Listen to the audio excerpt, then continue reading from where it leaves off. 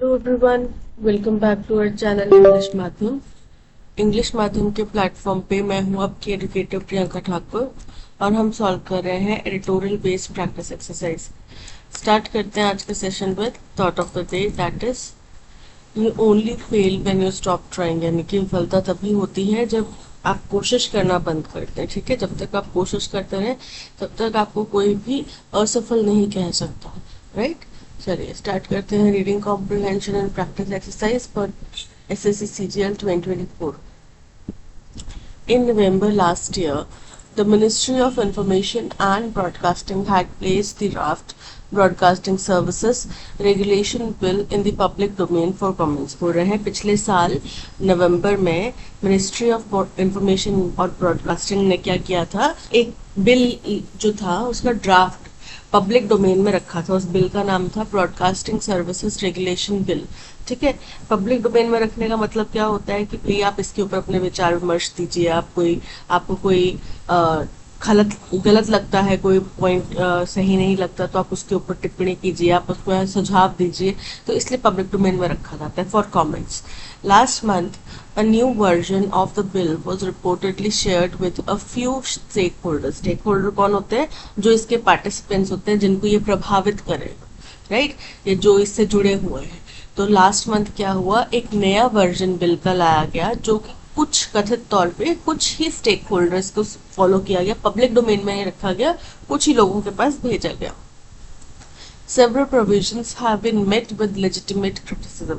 तो इसमें कई प्रावधान जो पहले पब्लिक डोमेन में रखा गया था, उसमें जो कमेंट्स दिए थे उसके कई प्रावधान जो है शामिल किए गए, उसमें कई प्रावधान इसमें फुलफिल किए गए, लेकिन साथ ही साथ उनका वैध क्रिटिसिज्म भी है यहाँ पे। मतलब कि उन जो पॉइंट्स रखे गए या डाले गए या फिर जो पहले वाले पॉइंट्स निकाले गए, उनका क्रिटिसिज्म यानी कि उनको जो यहाँ पे उनका आलोचना हो रही थी वो बिल्कुल करेक्ट थी, वैध थी। Concerns have been articulated over the government's apparent attempt to exercise greater sway over online content। बोल रहे हैं कंसर्न्स, किस चीज के कंसर्न्स आर्टिकुलेट हो रहे हैं। आर्टिकुलेट करना मतलब कि स्पष्ट रूप से व्यक्त करना। तो कई सारे कंसर्न्स यहाँ पे स्पष्ट रूप से व्यक्त किए गए। किस चीज के बारे में? कि कथित तो ऐसा लग रहा है कि गवर्नमेंट जो है वो प्रयास कर रही है ग्रेटर स्वे ओवर, ग्रेटर मतलब बहुत बड़ा, स्वे ओवर मतलब प्रभाव डालना, ऑनलाइन कंटेंट के ऊपर प्रभाव डालने का प्रयास कर रही है सरकार। यानी कि वो चाहती है कि हमारा ही कंट्रोल हो ऑनलाइन कंटेंट के ऊपर। And curb views that it may deem as being critical of it. और ऐसे विचार जो कि कर्व मतलब रोकना, डीम मतलब कि समझना, तो बोल रहे हैं ऐसे विचार जो सरकार को लगता है कि वो उनके अगेंस्ट में जा रहे हैं या सरकार का विरोध कर रहे हैं, तो उनको रोकने की कोशिश करेगा। तो जाहिर सी बात है, किसी भी देश की अगर एक डेमोक्रेसी वाली सरकार है तो उसमें क्रिटिसिज्म जो है वो जरूरी है, वरना सरकार तानाशाही बन जाएगी, अपने मनमाने तरीके से काम करेगी। Right, raising worries over freedom of speech and expression, जिससे कि हमारे देश का जो संविधान है उसमें जो हमें freedom of speech and expression दिया गया है उसको हानि होने की चिंता खड़ी हो गई। Such fears are underlined with a governmental officials. ऐसे जो फियर्स हैं वो according to a report in this paper, ये अंडरलाइन रेखांकित किए गए, इनके ऊपर जोर दिया गया। Government official, when a government official, जब कभी किसी गवर्नमेंट ऑफिशियल ने एक रिपोर्ट, इसी पेपर के अंदर छपी एक रिपोर्ट के अनुसार, cites the role a number of independent content creators played in the run up to the 2024 Lok Sabha polls। उस गवर्नमेंट ऑफिशियल ने बताया था कि जो इंडिपेंडेंट कंटेंट क्रिएटर्स हैं उन्होंने जो 2024 के लोकसभा चुनाव होने थे तो उस दौरान पे जो उनका कंटेंट था उसने कितना ज्यादा प्रभाव डाला, जितने भी नंबर ऑफ वोट्स कम हुए ज्यादा हुए उसके ऊपर। ठीक है, इन विच videos made some sensational claims about the government and its senior leaders।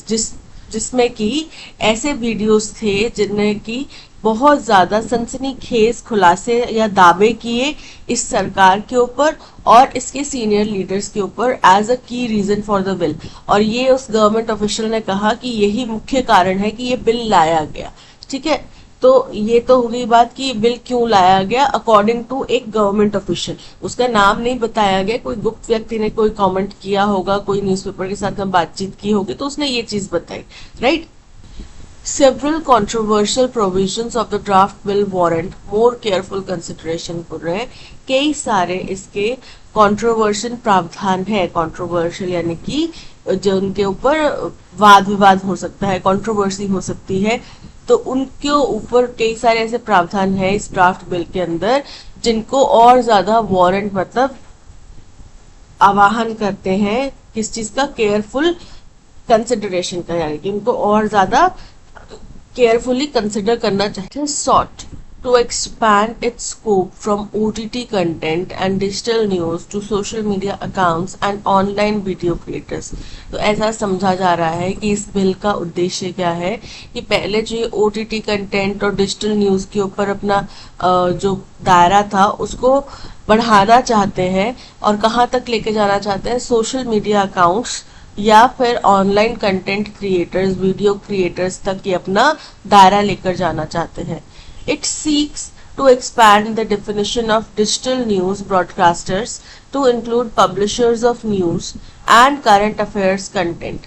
बोल रहे हैं कि ऐसा लग रहा है कि ये जो डेफिनेशन है डिजिटल न्यूज ब्रॉडकास्टर की जो डेफिनेशन है उसको एक्सपैंड कर रहे हैं, उसका विस्तार कर रहे हैं और उसमें पब्लिशर जो कोई भी न्यूज के पब्लिशर हो या करंट अफेयर के पब्लिशर हो, करंट अफेयर का कंटेंट बनाते हो, उनको भी इस दायरे के अंदर शामिल कर रहे हैं। Also encompassing independent content creator, और जिसके अंदर की जिस घेरे के अंदर इंडिपेंडेंट कंटेंट क्रिएटर जैसे कि ध्रुव राठी हो गया, अभियन न्यू हो गया और कोई लोग हो गए, इन लोगों को भी बीच में इसमें शामिल किया जाएगा। This could include users on platforms such as YouTube, Instagram and X. बोल रहे हैं इसके अंदर वो सभी यूजर्स आ सकते हैं जो चाहे यूट्यूब पे अपना काम कर रहे हो, इंस्टाग्राम पे कर रहे हो, एक्स पे कर रहे हो, platforms that provide space to a vast multitude and help amplify news and views.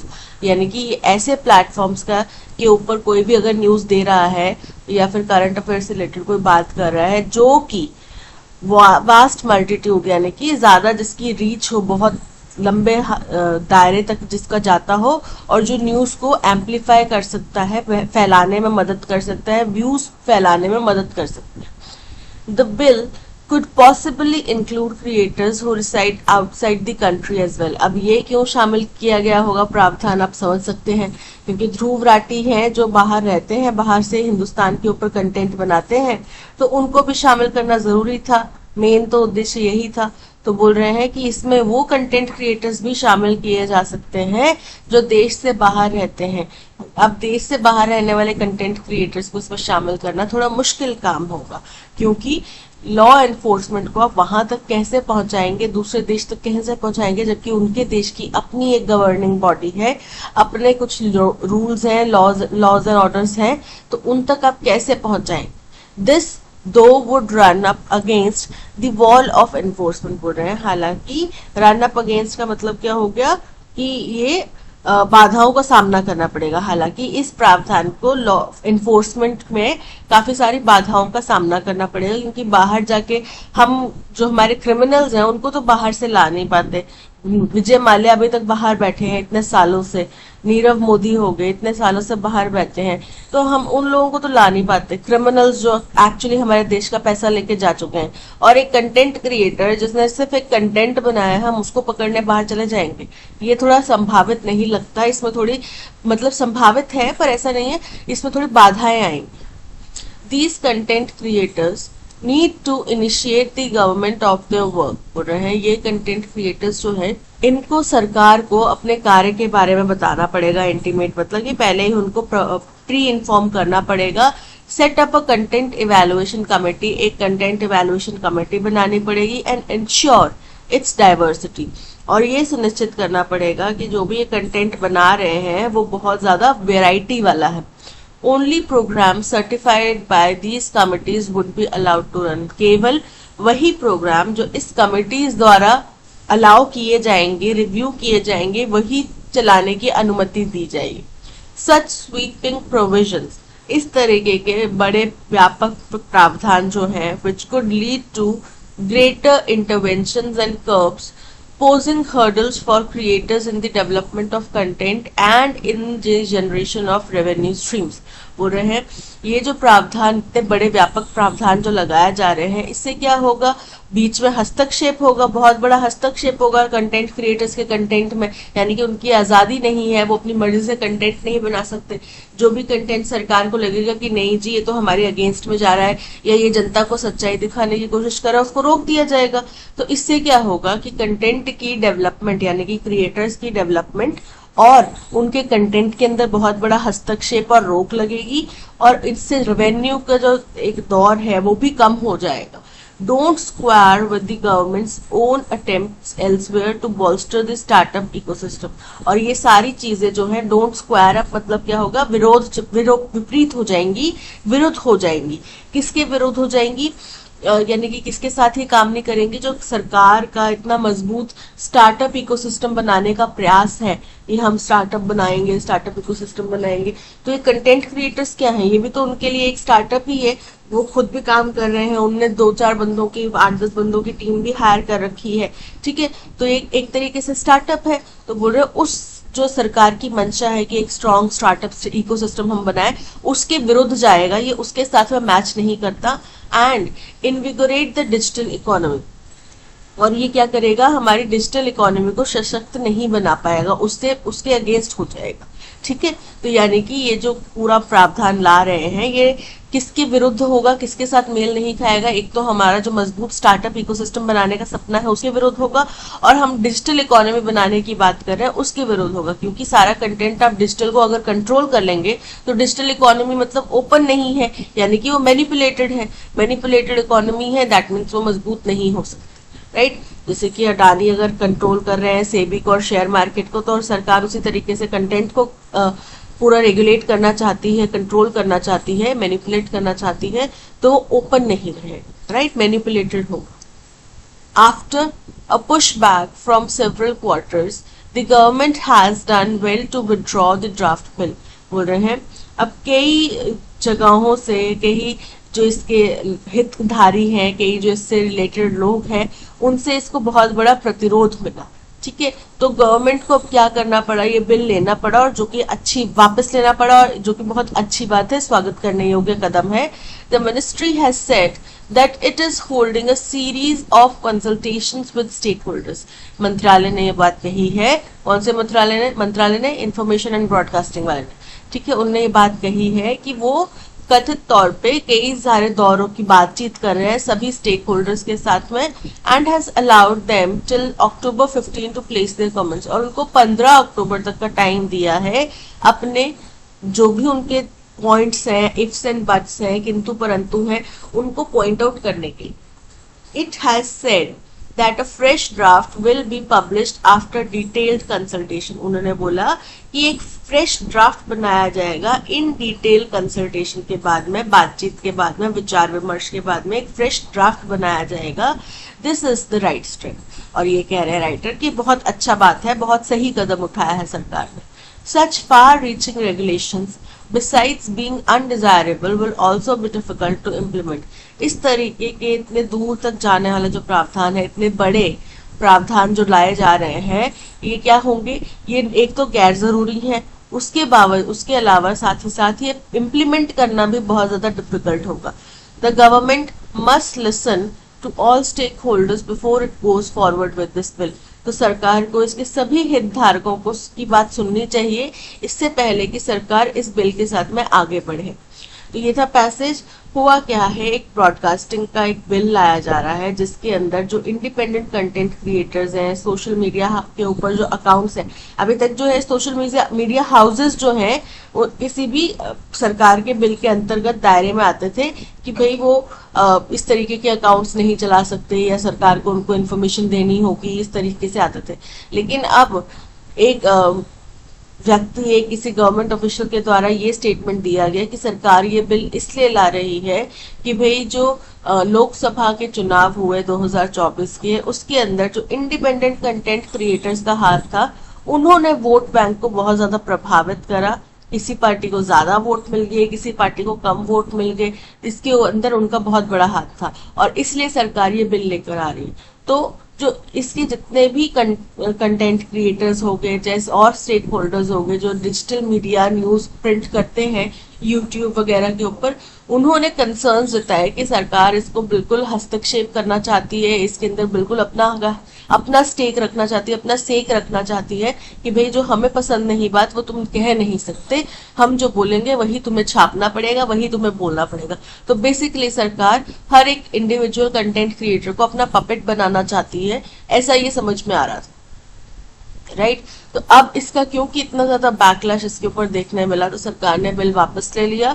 15 अक्टूबर तक का टाइम दिया सभी का स्टेक होल्डर्स को कि भाई आप अपनी अपनी बात इसके ऊपर रखो, अपने अपने सुझाव दो विद वैलिड पॉइंट्स। ऑब्वियस सी बात है, मैं जाके उठ के बोल दूं कि नहीं सरकार आप ये करो, आप ए पॉइंट में XYZ चीज शामिल कर दो, तो ऐसे नहीं होगा। वो XYZ चीज शामिल क्यों करनी है, उसका क्या प्रावधान है, क्या सोच के शामिल करनी है, क्या इसका फायदा होगा, नुकसान होगा, लॉन्ग रन में कैसे अफेक्ट करेगा, तो ये सारी चीजें सोच विचार करके इन सारे इफ्स एंड बट्स इनको समझाने पड़ेंगे, ये बोला गया, राइट। तो अभी के लिए ये बिल वापस ले लिया गया है, लेकिन इसके अंदर जो कमियां थी, जो बैकलैश था, वो सारा इसमें समझाया। Which of the following can be inferred from the passage regarding the government's draft broadcasting services regulation bill? बोल रहे हैं इनमें से कौन सी बात हम समझ सकते हैं सरकार के draft broadcasting services regulation bill के बारे में। The government's aim to strengthen the freedom of speech and expression through the bill. तो देखो इससे फ्रीडम ऑफ एक्सप्रेशन और स्पीच की हानि हो रही थी, इसको फ्रीडम नहीं मिल रहा था, मजबूती नहीं मिल रही थी। The bill seeks to regulate traditional media more effectively than digital content creators. Incorrect है, ये जो बिल नया आया था इसमें बेसिकली डिजिटल कंटेंट क्रिएटर्स को शामिल किया गया था। ट्रेडिशनल मीडिया के लिए तो उनके पास में पहले ही कई प्रावधान है, और जो चैनल नहीं बात मानेगा उसके ऊपर तो वो अपने मालिक बना ही देंगे, right. The bill could potentially hinder content creators ability to produce and monetise their work. बोल रहे हैं ये बिल जो था इसमें जो कंटेंट क्रिएटर्स की क्षमता है कुछ भी बनाने की, अपना मनी जनरेट करने की, कुछ भी कार्य करने की, उसको प्रभावित कर सकता था, जो कि बिल्कुल करेक्ट है। अगर सरकार का सेक होगा कि भाई आप ये बोलो ये मत बोलो, तो जाहिर सी बात है जो इंडिपेंडेंट कंटेंट क्रिएटर्स को सुनने वाले व्यूअर्स हैं उनको समझ में आता है। देखो जनता इतनी मूर्ख नहीं है जितनी ये सरकार समझ के बैठी है, समझ में आता है कि भाई आप कहाँ अपना हस्तक्षेप डाल रहे हैं, कहाँ आप इसको प्रभावित करें, तो वो लोग क्यों देखेंगे और इन लोगों को पैसा कहाँ से जनरेट होगा फिर, right. So option C is correct. According to the passage, the government's rationale for the new provision in the draft broadcasting bill is primarily based on, तो पैसेज के अनुसार सरकार का जो तर्क है कि ये जो नए प्रावधान लेकर आ रहा है इस ब्रॉडकास्टिंग बिल के तहत, उसका मुख्य उद्देश्य क्या है, वो किस आधार के ऊपर आधारित है। तो बोला गया कि इसमें एक इंडिपेंडेंट कंटेंट क्रिएटर्स होते हैं, वो सनसनीखेज दावे कर देते हैं बिना सबूतों के, और इसके से सरकार की छवि खराब होगी, इसलिए बिल कराया जा रहा है। The need to regulate social media to increase revenue streams, incorrect है। Concerns over sensational claims made by independent content creators, option B is correct. Which of the following is not a measure proposed by the draft broadcasting services regulation bill? बोल रहे हैं इनमें से कौन सा एक कदम नहीं है जो इस बिल के अंदर एक प्रपोजल दिया गया है वो नहीं है, ठीक है। Content creators must notify the government of their work, ये तो एक प्रावधान डाला गया था ना, तो ये तो ऐसा नहीं बोल सकते कि गलत प्रावधान है। Creators must establish content evaluation committees, ये भी करेक्ट है। ऐसा भी बोला गया कि ऐसी कमेटी उनको बनानी चाहिए जो उनके कंटेंट को इवैल्यूएट करेंगे और फिर ही वो कंटेंट पब्लिश होगा। Only content certified by government appointed agencies will be allowed to run, ये भी प्रावधान डाला गया है। The bill will strictly regulate traditional broadcasters such as television channels, incorrect है, क्योंकि ये जो बिल है इसमें ट्रेडिशनल ब्रॉडकास्टर्स के ऊपर नहीं है, इसका दायरा एक्सपैंड किया गया है digital content creators media platforms के तक, ठीक है। So option D is correct. What is the primary reason for the government's decision to withdraw the draft bill. बोल रहे मुख्य कारण क्या था कि सरकार ने अपना जो बिल का ड्राफ्ट था वो वापस ले लिया। तो उन्होंने बोला कि भाई हम इन डिटेल कंसल्टेशन करेंगे, उसका टाइम बढ़ा रहे हैं टू प्रिवेंट पब्लिक प्रोटेस्ट बचाने के लिए। तो लगता नहीं है सरकार को जनता के आक्रोश से, आंदोलनों से फर्क पड़ता है। तो ये तो बात साबित नहीं होती। वैसे पैसेज में ऐसा कुछ लिखा नहीं गया, ठीक है। To conduct consultations with stakeholders, option B is absolutely correct, क्योंकि यहाँ पे 15 अक्टूबर तक का टाइम उनको दिया गया। उनको बोला गया कि जितने भी आपके व्यू पॉइंट्स है, ओपिनियंस है, कमेंट्स है, वो आप 15 अक्टूबर तक दे दीजिए। उसके बाद में बिल के अंदर कुछ फेरबदल करके वो लेकर आएंगे, ठीक है। तो ये हो गया correct answer. According to the passage, all of the following are true about the draft broadcasting services regulation bill except that. बोल रहे हैं कुछ पॉइंट दिए गए हैं, इनमें से सभी पॉइंट करेक्ट है, एक पॉइंट इनकरेक्ट है, वो हमें बताना है। The bill seeks to regulate independent content creators and social media accounts. बोल रहे हैं कि बिल जो है ये इंडिपेंडेंट कंटेंट क्रिएटर और सोशल मीडिया अकाउंट्स को रेगुलेट करेगा, जो कि करेक्ट है, ये तो ट्रू है, ठीक है। तो ये तो यहाँ पे नहीं होगा। The bill aims to bolster the startup ecosystem and invigorate the digital economy. Incorrect है, ये जो बिल है इसी के अगेंस्ट हो जाएगा। जो हिंदुस्तान इतने टाइम से डिजिटल इंफ्रास्ट्रक्चर की बात किए जा रहा है, पीएम मोदी जगह जगह बात करते हैं, तो उसके विरुद्ध चला जाएगा अगर ये बिल आता है तो। और स्टार्टअप इकोसिस्टम को भी ये हानि पहुंचाएगा। Option B is correct. Humans think about our planet only on two occasions। बोल रहे हैं इंसान अपने प्लैनेट के बारे में केवल 2 ही मौकों पे सोचते हैं। During celebration of select days, कुछ चिन्हित कुछ दिन होते हैं, जैसे वर्ल्ड हेरिटेज डे हो गया, अर्थ डे हो गया, ठीक है, पोल्यूशन का कम करने का डे हो गया, ग्रीनरी डे हो गया, ऐसे कुछ डेज जो होते हैं उन्हीं पे ही हम धरती के बारे में सोचते हैं। और व्हेन डैश हैपन्स, या फिर जब कुछ बुरा हो जाता है तब सोचते हैं। When everything is normal, we take our planet for granted। जब सब कुछ सामान्य होता है तब हम अपनी धरती माता को इतना भाव नहीं देते, हम उसको फॉर ग्रांटेड लेते हैं। जैसे कि हमारी माताओं के साथ में भी होता है कि जब आम दिन है तब हम मम्मी के ऊपर चिल्लाते हैं, मम्मी तुम्हें क्या पता, तुम्हें समझ में नहीं आता। लेकिन जब मदर्स डे होता है तो सभी अपनी अपनी मम्मी के साथ में एक बड़ी अच्छी सी फोटो लेकर लगाएंगे कि I love my mom, world's best mother. तो उस दिन मम्मी को सब पता हो जाता है, राइट। उस दिन मम्मी सबसे अच्छी मम्मी हो जाती हैं। तो सेम चीज हम धरती माता के साथ करते हैं, right. We exploit it to the core, हम उसको उसके कोर तक, उसके मूल तक हम उसको एक्सप्लॉइट कर चुके हैं। And we forget that the resources on this planet dash not only for us but for generations to come. और हम ये भूल जाते हैं कि जो इस प्लैनेट के संसाधन हैं वो केवल हमारे लिए नहीं है, बल्कि हमारी आगे आने वाली पीढ़ियों के लिए भी हैं।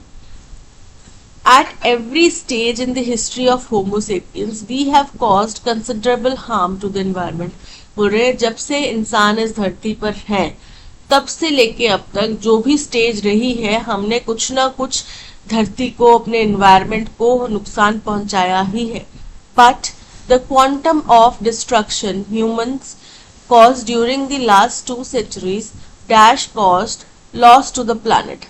बोल रहे हैं लेकिन जिस पैमाने पे पिछले 2 दशक के अंदर, 2 सेंचुरीज, 200 सालों के अंदर हमने इस धरती को नुकसान पहुंचाया है, वो बहुत बड़ा होगा शायद, या बहुत बड़े पैमाने पे हमने नुकसान पहुंचाया है।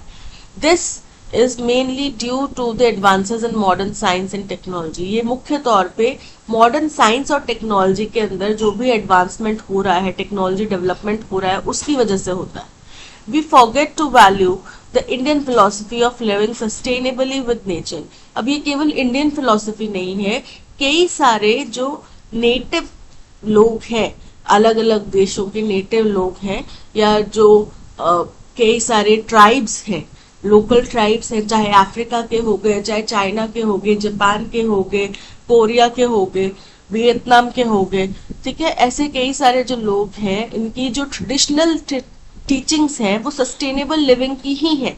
लेकिन ये तो हमने डेवलपमेंट के चक्कर में सस्टेनेबिलिटी को साइड करके सिर्फ और सिर्फ एक्सप्लॉयटेशन, धरती के एक्सप्लॉयटेशन के ऊपर और अपने बेनिफिट के ऊपर ध्यान दे रहे हैं। Dash by our forefathers for our greed, किसके द्वारा सिखाई गई थी? हमारे फॉरफादर्स यानी कि हमारे पूर्वजों द्वारा जो सिखाई गई थी, और अपने लालच के लिए हमने इसको छोड़ दिया। Today we have fallen to the level that we don't even care about the future of our own children. और आज हम इस स्तर तक गिर चुके हैं कि हम अपने ही बच्चों के भविष्य के बारे में नहीं सोच रहे हैं। We amass wealth and physical resources. amass मतलब इकट्ठा करना। हम wealth या physical wealth मतलब सोना चांदी हीरे मोती पैसा जवाहरात, ठीक है, या फिर physical resources को इकट्ठा करने जा रहे हैं for our children, अपने बच्चों के लिए। But what is the use if they don't have a clean and safe area to live? लेकिन उसका क्या फायदा होगा जब उनके पास में एक साफ सुथरा वातावरण ही नहीं होगा जिसमें वो इन चीजों का इस्तेमाल कर सके, वहां पे वो जी सके, राइट? जाहिर सी बात है, अगर ये धरती ही नहीं रहेगी तो हमारा बैंक में चाहे करोड़ों रुपया हो, उसका क्या फायदा? चाहे हमने लाखों करोड़ों के गहने इकट्ठे कर रखे हो, कई सारी प्रॉपर्टीज हमने बना रखी हो, उसका क्या फायदा जब तक ये धरती ही हमारे बच्चों के रहने लायक नहीं बनेगी? Can we restart the vigour of our planet? क्या हम अपने प्लैनेट की जो मजबूती है, विगर मतलब मजबूती है, दृढ़ता है, स्ट्रॉन्ग हेल्थ है, गुड हेल्थ है, उसको रिस्टोर कर सकते हैं, उसको वापस से बनाए रख सकते हैं कि भाई जो पुरानी उसकी सेहत थी उस तक पहुंच सके?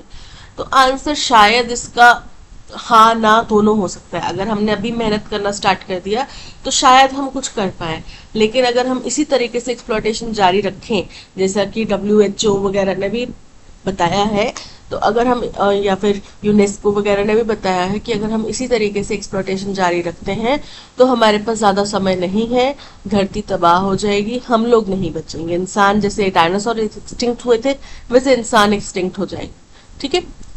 तो फर्स्ट है, human think about our planet only on 2 occasions, during celebrations of select days or when dash happens. loopholes मतलब कुछ कमियां होती हैं, कुछ बीच के अंदर गलतियां होती हैं। क्लाइमेटोलॉजी मतलब कि जो साइंस होती है जलवायु की। स्टडीज मतलब जो हम स्टडीज करते हैं, रिसर्च करते हैं, अध्ययन करते हैं। कैटेस्ट्रॉफिज मतलब प्राकृतिक आपदाएं जब होती हैं, तो जब प्राकृतिक आपदाएं होती है तो तब याद आती है या फिर कुछ सिलेक्ट डेज होंगे तब याद आएंगे। सो option D is correct. We exploit it to the core and we forget that the resources on this planet dash not only for us but for generations to come. तो हम ये भूल जाते हैं कि ये रिसोर्सेज जो है, रिसोर्सेज प्लूरल हो गया, बहुत सारी रिसोर्सेज है, ये आर हो जाएगा, हम केवल हमारे लिए नहीं है बट हमारी फ्यूचर जनरेशन के लिए भी है। तो are not only for us. वर क्यों नहीं आएगा? क्योंकि पास्ट की घटना नहीं है, वो अभी भी मौजूद है, लेकिन आगे आने वाली जनरेशन के लिए हो सकता है ये वर हो जाए, ठीक है? But the quantum of destruction humans caused during the last 2 centuries caused loss to the planet. अब quantum of destruction एक ही चीज है, मैग्नीट्यूड बता रहे हैं तबाही का, राइट? कि कितनी मैग्नीट्यूड में, लेकिन तबाही तो सिंगुलर है ना, तो सिंगुलर है तो क्या आएगा? हैज कॉज, जो हमने पिछले 2 दशक में 2 सेंचुरीज में कॉज किया है, हैज कॉज्ड, किसको कॉज किया है?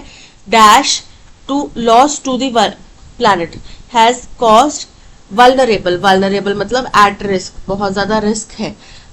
इररिपेरेबल मतलब जिसको हम ठीक नहीं कर सकते। अनवायबल मतलब कि जिस चीज को हम कर नहीं सकते, जिसको हम उपयोग में नहीं ला सकते। इन्यूमरेबल मतलब काउंटलेस। तो यहाँ पे इररिपेरेबल डैमेज है ना, इररिपेरेबल लॉस हुआ है प्लैनेट को, so option B is correct. We forgot the value of Indian philosophy of living sustainably with nature dash by our forefathers for our greed. Unparalleled मतलब जो अद्वितीय है, जिसका दूसरा कोई सहानी नहीं है। Protracted मतलब कि किसी चीज को बहुत लंबे समय तक खींच के रखना। Inherited मतलब जो हमें विरासत में मिला है। Propagated मतलब taught सिखाया गया, जो हमें हमारे पूर्वजों द्वारा सिखाया गया, हम उसको भूल गए अपने लालच के लिए। So propagated, option D is correct. From the recent research, evident is that a lot more women have been opting for professional courses. तो recent research से ये साबित हुआ है कि कई सारी महिलाएं प्रोफेशनल कोर्सेज के लिए जा रही हैं, वो ले रही हैं, राइट? तो क्या आएगा? करेक्ट फॉर्म क्या आएगा? It is evident that a lot more women have, तो क्या आएगा? it is evident that a lot more women, it is evident that more a lot women नहीं, इट इज एविडेंटली नहीं आएगा, it is evident that a lot more women. Option C is correct. He looked gloomy, frail, broken and slow after sudden demise of his brother. वो अपने भाई की मौत के बाद में, अचानक हुई मौत के बाद में बड़ा ही दुखी था, बड़ा ही सुस्त सा, धीमा सा, टूटा हुआ सा लग रहा था, ब्रोकन लग रहा था। ठीक है, तब यहाँ पे हमें ब्लीक का करेक्ट सिनोनिम बताना है। ब्लीक का मतलब होता है नीरस, बिना, बोरिंग सा। ग्लूमी मतलब भी उदास, बोरिंग, नीरस सा। सो स्लो मतलब धीमा, ग्लूमी मतलब नीरस। Option B is correct. Frail का मतलब होता है बहुत ही दुर्बल, कमजोर, और सडन मतलब एकदम हुई, अचानक हुई। तो यहाँ पे option B is correct. Mehika was one of the dash in the Master Chef competition held in our society last year. तो आपकी सोसाइटी में एक मास्टर शेफ कंपटीशन होगा, उसमें एक मेहिका ने पार्टिसिपेट किया होगा। तो वो क्या थी? कैंडिडेट थी, कंटेंडेंट थी, कंटेस्टेंट थी। ठीक है, ये सारे वर्ड्स इस्तेमाल हो सकते हैं। कंटेस्टेंट्स नहीं होता, कंटेस्टेंट्स होता है। टी आएगा, contestants. Option C is correct. Elusive का हमें एंटोनिम बताना है। देखो, एंटोनिम सिनोनिम आप तभी कर पाओगे जब आपको मीनिंग्स पता होंगे, शब्दावली आपकी स्ट्रांग होगी, वोकैबुलरी स्ट्रांग होगी। ठीक है, इल्यूसिव का मतलब होता है टालमटोल करना। एंटोनिम क्या हो गया? स्पष्ट, क्लियर करना किसी चीज को। एक्सप्लोसिव मतलब विस्फोटक। अफोर्डेबल, सस्ता। डेफिनेट मतलब एकदम स्पष्ट, और रिजिड मतलब कठोर। तो option C, definite, is the antonym for elusive. The students must complete the assignment by Friday. Passive word में कन्वर्ट करना है। The students क्या है? हमारा सब्जेक्ट है, सब्जेक्ट by के बाद में चला जाएगा। Must complete verb, the assignment क्या हो गया? हमारा ऑब्जेक्ट हो गया, राइट? पहले आ जाएगा। The assignment must be completed by the students by Friday. The assignment must be completed by the students by Friday. Option A is correct. The assignment will be, किया जाएगा, किया जाए नहीं, किया जाना चाहिए। Will have, again will have नहीं आएगा। The assignment must be completed by Friday by the students. तो by students by the Friday, by Friday होगा। ठीक है, so option A is correct. Kidney beans, one word substitute करना है। Kidney beans were boiled quickly when Nisha added a substance that speeds up a chemical reaction without being consumed by the reaction itself. जब भी आप किसी भी process को तेज करने के लिए, ज्यादा फास्ट करने के लिए उसमें कोई ऐसी चीज डालते हैं जिससे कि प्रोसेस तो स्पीड अप हो जाए, लेकिन वो चीज उस प्रक्रिया का हिस्सा ना बने, उस प्रक्रिया के अंदर अपना कोई केमिकल ना छोड़ दे। ठीक है, तो उसको क्या बोला जाता है? कैटलिस्ट। क्या बोला जाता है? कैटलिस्ट। रिएक्टेंट क्या होता है? रिएक्टेंट वो होता है जो केमिकल रिएक्शन में पार्टिसिपेट करता है, एंजाइम या जो भी हमने केमिकल डाला है वो। कैटलिस्ट हो गया जो उसको स्पीड अप करता है। एंजाइम क्या हो गया? एक ऐसा प्रोटीन जो कि किसी ऑर्गेनिज्म द्वारा प्रोड्यूस किया जाता है जब कैटलिस्ट जो है, एक कैटलिस्ट की तरह किसी बायोकेमिकल रिएक्शन में। सोल्यूट और सॉल्वेंट होते हैं। सॉल्वेंट होता है जिसके अंदर कुछ मिलाया जाता है, और सोल्यूट होता है जो मिलाया जा रहा है। जैसे कि पानी है, वो सॉल्वेंट है, उसके अंदर सोल्यूट मिलाया जा रहा है, नमक मिलाया जा रहा है। ठीक है, so option B, catalyst is correct. Saira just gave dash to a baby boy. अब सैरा ने एक बेबी बॉय को क्या दिया? बर्थ दिया। बर्थ मतलब उसने पैदा किया एक बेबी बॉय को। ठीक है, ब्रीथ, सांस दी, हवा दी। ठीक है, ब्रॉथ होता है एक लिक्विड जो कि कई दफा सब्जियों का जो सूप सा प्रिपेयर किया जाता है, उसका जो पानी बच जाता है जब उनको बॉईल करते हैं, उसको भी बोला जाता है। फिश, मीट, इन सब चीजों को जब बॉईल किया जाता है तो उसका जो पानी होता है उसको भी ब्रॉथ बोलते हैं। या फिर बर्थ। तो क्या करेक्ट है? Option A, birth is correct. My mother asked my father to increase her personal use allowance. क्या होता है कि तुम्हें जेब खर्च दिया जाता है, कि तुम्हारा जेब खर्च है वो बढ़ा दिया जाए। पर्सनल यूज अलाउंस क्या हो गया? तुम्हारे पापा ने तुम्हें पैसे दिए कि तुम्हें पर्सनली कुछ चाहिए होगा तो वो ले लेना, राइट? वो क्या हो गया? उसको क्या बोलते हैं? हम बोलते हैं पॉकेट मनी। लेकिन जो करेक्ट टर्म है वो क्या है? Pin money. क्या होता है? Pin money. So option D, pin money is correct. Pell-mell मतलब अव्यवस्थित रूप से। रैंक एंड फाइल मतलब सामान्य सदस्य। पिन्स एंड नीडल्स मतलब सूजन या झुंझुनी का एहसास होना, तो option D pin money is correct. Repeal, repeal मतलब कि किसी चीज को कैंसिल करना, निरस्त करना। इसका एंटोनिम क्या होगा? अप्रूव करना। करेक्ट है कि अप्रूव करना मतलब स्वीकार करना, आपने कैंसिल नहीं किया, आपने स्वीकार कर लिया। एक्सपेंस खर्च, सेपरेशन अलगाव, एडवर्सिटी विपत्ति, दुख तकलीफ। So option A approval is correct. On a regular basis can improve, बोल रहे हैं रेगुलर बेसिस पे अगर करें तो इम्प्रूव हो सकता है। इंगेजिंग इन फिजिकल एक्टिविटीज, अगर हम फिजिकल एक्टिविटीज करते हैं, अपने शरीर को फिजिकली एक्टिव रखते हैं, तो the risk of chronic diseases, जो क्रॉनिक डिजीजेस होती हैं उनका risk, and boost mental health, और हमारी मेंटल हेल्थ को भी इम्प्रूव करेगा। Cardiovascular health reduce, cardiovascular health को और रिड्यूस करेगा। अब बोल रहे हैं कि अगर हम फिजिकल एक्टिविटीज में इंगेज होते हैं रेगुलर बेसिस पे, फर्स्ट सेकंड, तो क्या होगा? इम्प्रूव, कार्डियोवेस्कुलर हेल्थ इम्प्रूव होगी, रिड्यूस करेगा क्रॉनिक डिजीज का रिस्क, थर्ड फोर्थ। ठीक है, तो अरेंजमेंट क्या बन गया? PORQ, पी से 2 स्टार्ट हो रहे, 1 2, डी और ए एलिमिनेट हो जाएगा, PROQ, PORQ, option C is correct. To his neighbours, अपने नेबर्स को, फर्स्ट नेम इज एडम, पहला नाम एडम है, दैट नो वन इवन, कि किसी को भी ये भी नहीं, ही इज सो रूड, वो इतना रूड है, इतना बदतमीज है, नोज दैट हिज, जानता है कि उसका, तो वो अपने नेबर्स को, ही इज सो रूड, किसके प्रति रूड है? टू हिज नेबर्स, दैट, कि इतना रूड है कि किसी को ये भी नहीं पता, कि इवन नोज दैट हिज, कि उसका फर्स्ट नेम एडम है, ये भी किसी को पता नहीं है। ठीक है, सब उसको कुछ खड़ूस चाचा या खड़ूस अंकल ऐसे कुछ रैंडम नाम लेके बुलाते होंगे, किसी को पता ही नहीं होगा कि उसका फर्स्ट नेम एडम है। राइट, तो अरेंजमेंट क्या बन रहा है हमारा? DACEB, DACEB, option A is correct. When I was in 5th grade, I used to ride on my red bicycle. तो आपकी पास्ट की कोई घटना है, पास्ट में आप ये कार्य करते हैं, पास्ट हैबिट है। ठीक है, तो यूज टू तो कैसे आएगा? अभी भी करते हैं, क्या आएगा? Use to. जब मैं 5वीं क्लास में थी तब मैं रेड बाइसाइकिल चलाती थी ना, तो तब चलाती थी, तो क्या आएगा? Used to, USED, use to. I used to में एरर है। The manager was punish for his negligence in work, जो मैनेजर है उसको सजा मिली अपने कार्य में नेग्लिजेंस के लिए। ईडियम बताना है, तो किसी को सजा देना यानी कि bring to book, bring to book मतलब कि प्रावधान लिखे हुए हैं उनके अनुसार उनका अनुपालन करते हुए उनको सजा देना। बिड डिफाइंस, बिड डिफाइंस का मतलब होता है किसी चीज को ओपनली रेजिस्ट करना, चैलेंज करना।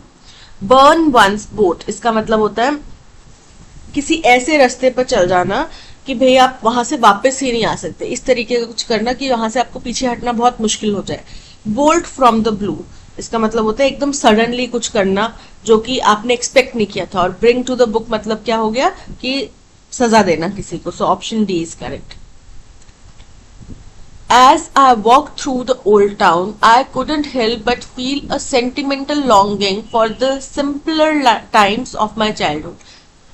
बोल रहे हैं जैसे जैसे मैं अपने पुराने गांव से गुजर रहा था, तो मुझे बस, मैं अपने आप को रोक नहीं पाया, मेरे अंदर बस एक तीव्र इच्छा हुई कि काश मेरे वो बचपन के दिन जो इतने सीधे साधे सिंपल से थे वो वापस आ जाते हैं। ठीक है, तो जब ऐसी फीलिंग होती है, जब आप थोड़े उदास होते हैं, आप किसी चीज पुरानी चीज को याद करके उदास हो रहे हो, आप उसको चाहते हो, उसको बोलते हैं नॉस्टैल्जिया। क्या बोलते हैं? नॉस्टैल्जिया। अफेक्शन, अफेक्शन मतलब स्नेह, प्रेम। होम सिकनेस, घर की याद आती है, बाहर बोर्डिंग स्कूल चले गए, कॉलेज चले गए, मम्मी यार घर का खाना बड़ा याद आ रहा है, मम्मी आपकी बड़ी याद आ रही है, वो क्या हो गया? Home sickness. इनर्शिया, इनर्शिया एक फिजिकल फिजिक्स की एक यूनिट है। क्या होता है? फोर्स होती है कि जो किसी भी चीज को बोलती है कि तुम अपनी जगह से मत हिलो। ठीक है, वो क्या? इनर्शिया। नॉस्टैल्जिया, नॉस्टैल्जिया मतलब पुरानी चीजों को याद करके भावुक होना। So option D is correct. Collection of written और स्पोकन टेक्स्ट, बोल रहे हैं लिखित में या वर्बल किसी टेक्स्ट का कलेक्शन जो होता है उसको क्या बोलते हैं? डेटा बैंक फर्स्ट है। डेटा बैंक क्या हो गया? कि बहुत ज्यादा इंफॉर्मेशन या डेटा का भंडारण। ठीक है, अब यहाँ पे इंफॉर्मेशन नहीं है, स्पोकन और रिटन टेक्स्ट की बात की जा रही है। डिक्शनरी, डिक्शनरी शब्दों का भंडारण। कॉर्पस, कॉर्पस मतलब संग्रह, चाहे रिटन हो गए चाहे स्पोकन टेक्स्ट हो गए उनका संग्रह। सिरका, सिरका मतलब लगभग। So option C corpus is correct. That's all, आज के सेशन में इतना ही। Thank you so much for watching. अगर आपको कंटेंट पसंद आया हो तो लाइक शेयर और सब्सक्राइब जरूर कीजिएगा। मिलते हैं नेक्स्ट सेशन में। Till then keep learning and keep practising. Bye bye.